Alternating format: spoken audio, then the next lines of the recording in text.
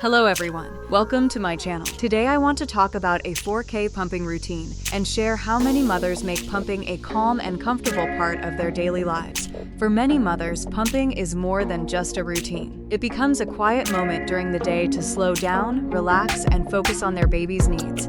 Before starting a session, it is important to make sure all pump parts are clean and properly assembled. A well-prepared setup can help make the experience smoother and more organized. Many mothers prefer creating a comfortable space with good lighting, a comfortable chair, and everything they need within reach. Small details can make a big difference. When the session begins, a gentle and steady approach often feels more comfortable than rushing.